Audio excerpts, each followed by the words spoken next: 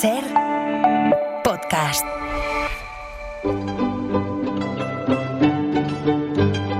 En La Ventana acontece, que no es poco, un relato personal de la historia, con Nieves con Costrina, Cadena Ser.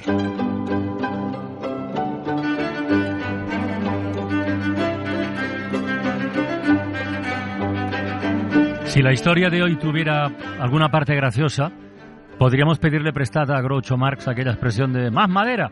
Mientras él y sus hermanos viajaban en tren por el oeste, él pedía más madera y los hermanos iban descuajerincando los vagones. Pero lo que va a contarnos Nieves, buenas tardes. Hola, buenas tardes. Me temo que no tiene nada de gracioso, porque ahí van a aparecer el colonialismo, el racismo, el esclavismo e incluso la sombra de Hitler. Sí. Pero todo empieza, fíjate, en lo que un día perteneció a España y que se llamaba por aquel entonces Fernando Po, con dos os, sí, Fernando Po. Así es. Hoy nos vamos a territorio africano, a una isla ahora que al 90% de los oyentes no les va a sonar de nada. Se llama Bioko ahora y pertenece a Guinea Ecuatorial. Es un poquito más grande que Gran Canaria, para situarnos. Quizás a alguno le suene el nombre que tuvo hasta mediados del siglo XX, que era Fernando Po. Y en este caso también encaja eso de que Fernando Po, antes de ser una isla, fue un señor. Es un señor portugués que la conquistó en el siglo XV para Portugal. En los siguientes siglos, por estas cosas que tienen las conquistas del vete tú, que me la quedo yo, por Fernando Po pasaron holandeses, pasaron británicos, hasta que el 27 de febrero de 1843 la isla se la quedó España. Y a partir de ahora viene un asunto muy cruel que si lo escuchara un obrero de derecha diría, ya están estos hablando mal de España, pero no importa, porque entre las obras de misericordia espirituales de la secta está la de enseñar al que no sabe. Y hoy estamos misericordiosos. A ver. Además, hablando de la secta, el tema de hoy tiene cierta actualidad. Es una actualidad un poquito cutre, pero es actualidad, porque roza a ese señor que vive abrazado a un crucifijo y que acaba de dimitir en Castilla y León, Juan García Gallardo, ese que dijo que hay mucho mariconeo en el fútbol, que se metía con los gitanos, con las mujeres, y ni te cuento con los negros, aunque a su abuelito alemán, su abuelito, Johann Friedrich Mayer, le venían muy bien los negros que cortaban maderas en Guinea para su empresa de Santander.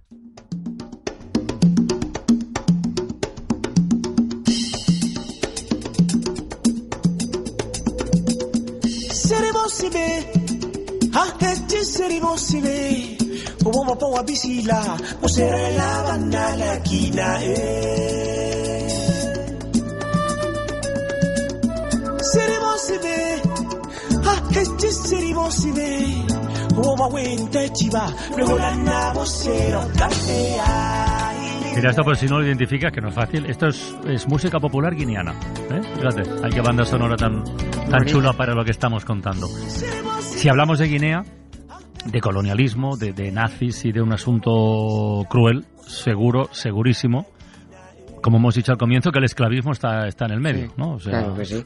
Es todo muy feo, la historia es muy fea. Lo primero es saber por qué España acabó quedándose con un buen pedazo de territorio en la costa africana, que está encajado entre Camerún y Gabón, y está un poco más abajo de la panza del continente, para entendernos. Hemos dicho que lo que tenía España en esa zona era una isla que se llamaba Fernando Po, que está allí cerca, en el mar, puesto evidentemente, como su propio nombre indica, porque es una isla, pero está en el mar, no enfrente de Guinea, sino más arriba, más al norte. Pero claro, era territorio insular. A finales del siglo XIX, ya sabemos todos que España perdió todas sus colonias en América y en Asia, perdió Cuba, Filipinas, Puerto Rico, un desastre. De hecho se llamó el desastre. El desastre del 98, efectivamente. Claro, 1898. Y entonces, cuando se queda sin nada, España mendigó a la comunidad internacional un trozo de algo en alguna parte. Ya que el hombre blanco europeo se estaba repartiendo África, sin contar con los africanos, pues España reclamó un trocito de pastel. Y se rascaron para España unos 24.000 kilómetros cuadrados en una zona que no les interesaba mucho ni a los alemanes que mangoneaban en Camerún al norte, ni a los franceses que mangoneaban Gabón al sur, y que se llamaba Región Río Muni, con M, porque allí hay un gigantesco estuario donde desembocan varios ríos y que, por cierto, ninguno se llama Muni. Se llama Región Río Muni, pero ningún río se llama Muni. Esa región también se conoce como Guinea. Y antes de seguir, por si a alguien le interesa este tema especialmente, hay muy poco publicado, porque España sale mal parada y bueno, ¿para qué hablar de ella? Pero hay un antropólogo, un historiador, que se llama Gustau Nerín y que ha estudiado todo aquello y tiene un libro estupendo que se llama La última selva de España. Antropófagos, misioneros y guardias civiles. Ese libro es muy, muy esclarecedor. El título del libro ya promete. Oye, Sí. ¿cuándo recibe España ese territorio? Quiero decir, ¿y por qué no les interesaba esa zona en concreto a las otras potencias colonialistas? A ver, lo primero, la región del Muni se le entregó a España en 1900. Y no les interesaba mucho aquella zona a los demás, salvo para hacer incursiones, entrar y salir corriendo para conseguir esclavos. Porque aquello sobre todo era selva. Y porque por allí vivía un pueblo con muy mala leche, muy harto de todos esos blancos que pisoteaban, robaban y esclavizaban, y que eran muy beligerantes contra los colonizadores. Por eso entraban poquito por esa zona. Eran los Fang. Se escribe F-A-N-G, Fang. Es un pueblo bantú que se ajusta al estereotipo de africano de tribu. O sea, taparrabos, o no, o en pelota, no lo sé, collares, tocados con trenzas, piercing en la nariz y lanza. España se quedó conforme con aquel territorio, pero sin hacer mucho caso en los siguientes años, porque no había un duro para invertir allí. O sea, les dan el territorio, pero no le hacen caso. Lo que invertían los empresarios españoles preferían hacerlo en las plantaciones de cacao de Fernando Poo. Y siempre que hay plantaciones de algo de hombres blancos, pues claro, se necesitan esclavos negros. Y así llegamos a la década de los 20 del siglo pasado. Hasta 1926, España reclutaba braceros en Liberia. ¿Te acuerdas? Hablamos de ello a principio de año, ese país que se inventaron los estadounidenses para enviar de vuelta a África a los esclavos liberados porque ya no querían tener tanto negro libre por Estados Unidos. Bueno, pues en Liberia los españoles iban a captar mano de obra engañando a los liberianos. O sea, haciéndoles creer que eran contratados con derechos laborales. Y no. Era otra forma de esclavitud. Era tan escandalosa que la Sociedad de Naciones investigó a España y la obligó a parar el reclutamiento de liberianos. Has dicho hasta 1926, estamos hablando de hace solo 100 años, ¿no? Sí, un siglo, exacto. sí. ¿Y qué hizo España? Porque me imagino que buscaría mano de obra en otra parte. Claro, Algo haría. Les frenaron el reclutamiento de liberianos, pues se fueron a por los Fang, a los que habitaban en la región del Muni. A saco, se fueron a por ellos a saco para esclavizarlos. Y hay que poner nombres. Por ejemplo, el del despreciable guardia civil Julián Ayala, teniente de la Guardia Colonial, que organizó una cacería de hombres de la etnia Fang para trasladarlos a Fernando Poo. Por dar unos datos del proceder de este guardia civil, muy español y mucho español, ordenaba matar a todo africano que tumbara, por ejemplo, una bandera de España. Llegó a asesinar a niños que lloraban y no le dejaban dormir. Ejecutó a todos los miembros de uno de los clanes de la etnia Fang, que se llamaban los Osumu, porque se negaron a dejarse esclavizar. Estamos hablando del asesinato de miles de personas. Y las ejecuciones además eran públicas. Eso estaba, por supuesto, esas ejecuciones estaban prohibidas en la España católica, pero como allí eran negros, pues era distinto. El teniente dio caza a 14.000 braceros de la etnia Fang. Pero como estamos hablando de esclavitud española en 1926... Por cierto, durante el reinado del corrupto Alfonso XIII, el bisabuelo de Felipe y de su amigo el golpista Primo de Rivera, pues la captura de los Fang se disfrazaba diciendo que todos eran en realidad reos condenados a trabajos forzados en las plantaciones de cacao.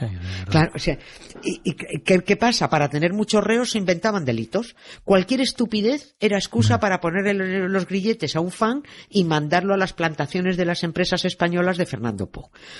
Una palabra fuera de lugar, un gesto que un español considerara ofensivo, cualquier cosa podía ser excusa para cazar un nuevo esclavo. Me he leído hace poco una novela de Andrés Pascual que se titula El árbol de las palabras, que discurre precisamente en la zona de Fernando Poo, y en esa zona sí, está muy bien. Oye, Nieves, pero eso acabaría algún día, ¿no? Tendría un final. ¿Hasta cuándo duró ese comercio de personas? Pues hasta que los inversores españoles empezaron a instalarse en la región del Muni, en el continente, en Guinea, para montar sus propias plantaciones agrícolas. De eso va. Claro, sí. Claro, y para la explotación forestal, porque claro, la madera de Guinea era de muy buena calidad y dijeron estos empresarios, un momento, si os estáis llevando toda la mano de obra para Fernando Poo, a los propios españoles, pues a ver cuántos negros nos dejáis aquí para que trabajen para nosotros. Por eso se cortó el envío de mano de obra esclava a la isla y se empezó a prestar más atención a la colonia del continente. Y además de los empresarios, los primeros que empezaron a llegar fueron curas. Misioneros los llaman, claro, pero son curas, a los que les había importado un mojón la esclavitud de la población y ahora iban a contarles milongas evangelizadoras a los guineanos.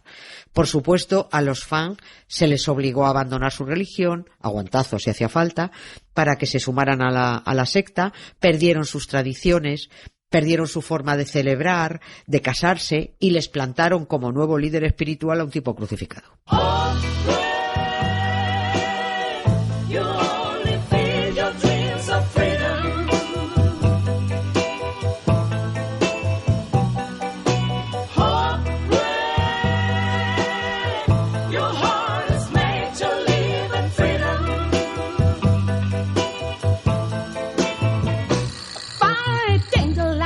Oye, hemos dicho al comienzo que en esta historia también aparecía la sombra o la figura de Hitler. Me imagino que la conexión sería la madera guineana, ¿no? Claro, es que le vino muy bien la madera de Okume.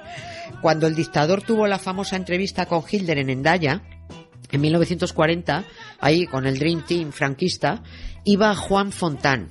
Juan Fontán era el gobernador general de Guinea, porque el canalla de Franco llevaba entre sus muchas peticiones para negociar la entrada de España en la Segunda Guerra Mundial que Hitler le diera más territorios en el norte de África y en África ecuatorial. Y Hitler, que siempre pensó que Franco era un imbécil, malo, pero un imbécil, le dijo que no, que prefería que España sirviera a los nazis como apoyo logístico y suministrador. Ya me recuerda, de esto hemos hablado, y lo has hablado tú, del wolframio de Asturias y Galicia. Sí. Claro, y de la madera de Okume de Guinea, que le venía muy bien para la construcción de aviones militares, porque es una madera blanda, ligera y resistente. Y por eso no hay que perder oportunidad de recordar quiénes son y de dónde vienen los franquistas nazis de Vox, como Juan García Gallardo, aunque lo hayan echado, porque además de mala gente son mentirosos. García Gallardo dice que su abuelo alemán fue inmigrante. Yo lo que no sé si se puede considerar inmigrante a un alemán que se va justo después de que Hitler perdiera la guerra. Claro. Pero bueno, aceptemos pulpo como animal de compañía, o no aceptemos, pero bueno, en fin. Y que sobre todo, fíjate, un inmigrante que se viene a un país tan próspero y tan lleno de oportunidades como España, pero si estábamos en la mierda directamente. Y si aquí solo emigraban los nazis que huían, porque Franco les daba refugio. El abuelito Johann, que por eso García Gallardo se llama Juan, por el abuelito Johann, se casó con una niña bien de familia falangista y aristocrática. Porque eso es lo que hacían las buenas familias aristocráticas y falangistas, casar a sus hijas con pobrecitos inmigrantes, no te digo. Sí. Bueno, el abuelito de Juanito García Gallardo acabó como director gerente de una empresa de tratamiento de madera en Santander, de madera guineana. Hasta que Franco se murió. Guinea se independizó y el abuelito alemán y director gerente de la empresa Marga salió por pies. Dejó tirados a los trabajadores, sin pagar deudas, ni seguridad social. Sacó las máquinas de Strangis y ya está. Era solo por recordar el detallito. Bien recordado. Sí, quizás algún descendiente de aquellos trabajadores abandonados por la familia de Juan García Gallardo vote ahora a los que les trajeron la ruina. Es posible. Pero bueno, de qué extrañarse si hay inmigrantes de la región del Muni, como el negro de Vox, que hacen campaña a favor de los descendientes de sus amos. Eso del Sibuana está más vigente que nunca, sobre todo entre los blancos.